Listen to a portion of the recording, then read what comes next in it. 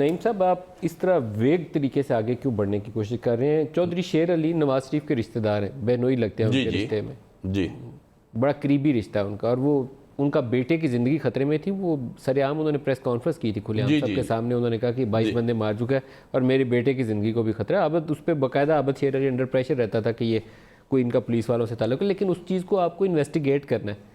آپ اس طرح شک کی بنیاد کے اوپر تو کسی بندہ نہیں کر سکتے، اور اس کی تو ہمیں ٹیپ دیکھنی ہے۔ ہم تو قانون کی راہ اختیار کرتے ہوئے ہر جو شخص جو پولیس کے پاس یا حکومت کے پاس کیس آتا ہے وہ کریں گے۔ میں آپ سے ریکویسٹ کر رہا ہوں، فیصل آباد آپ جائیں، آپ ایک بہت ہی رسپیکٹیبل شخصیت کے مالک ہیں، آپ اپنا کیمرہ لے کے جائیں فیصل آباد، وہاں پہ 500,000 لوگوں کے انٹرویوز کروائیں، آپ خود معلوم کریں کہ اس شخص کی حقیقت کیا ہے، اس کا بیک گراؤنڈ کیا ہے۔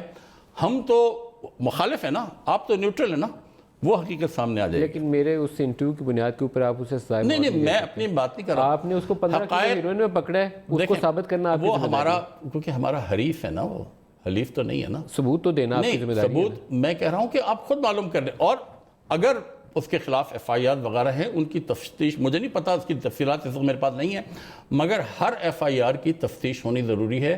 اس مقدمے کا انجام جو ہے وہ نظر آنا چاہیے، لوگوں کو انصاف ہوتا ہوا نظر آنا چاہیے۔ رانا ثناء اللہ کا وکیل نہیں ہوں، نہ میں اس کی حمایت میں یہاں کوئی لیکچر دینے کے لیے بیٹھا ہوں، لیکن ہر چیز میں ایک جرنلسٹ کا فرض ہوتا ہے کہ جہاں چاہے جس شخص کے اوپر قتل کا بھی الزام ہے، فیئر ٹرائل اس کو قانون دیتا ہے، حق دیتا ہے، آئین ہمارا حق دیتا ہے، تو وہ حق سب کو دستیاب ہے نا، اس کے لیے ابھی آواز اٹھانی پڑتی ہے۔ اب رانا ثناء اللہ کے اوپر ماڈل ٹاؤن ہو، کالعدم تنظیموں سے تعلق ہو، یا لوکل وہ عابد شیر علی کے والد کے الزامات ہو، 100 چیزیں ہیں، ہر ایک کو آپ انویسٹیگیٹ کریں، پروو کریں، لیکن آپ کو ثابت کر کے قانون کے مطابق سزا پہ لے کے جانا ہے نا، اس کا بغیر نہیں۔ دیکھیے، مجھے افسوس کے ساتھ کہنا پڑتا ہے کہ کئی چیزیں ہمارا قانون میں بڑی کمزوریاں ہیں، ہمارے آئین میں بڑی کمزوریاں ہیں۔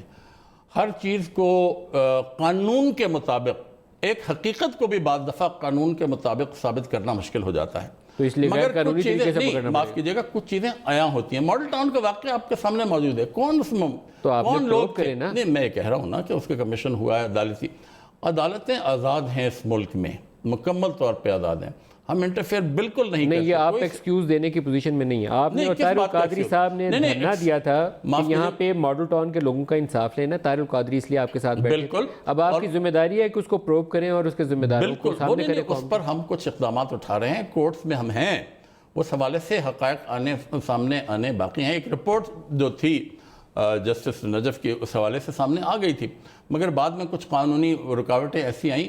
ہم تو چاہتے ہیں کہ ماڈل ٹاؤن اور جتنے بھی واقعات ہیں، جو ان کی حقائق عوام کو تو پتہ چلے نا، وہ انشاءاللہ آپ دیکھیں گے ہماری حکومت اس معاملے میں پیچھے نہیں رہے گی، اور کوئی ہمیں کسی قسم کا ایکسکیوز دینے کی ضرورت نہیں۔ ہمارا معذرت خواہ رویہ کسی بات پہ نہیں ہے، ہم سچ بولتے ہیں اور سچ کے لیے لڑتے ہیں اور انصاف کے لیے لڑتے ہیں اور لڑیں گے۔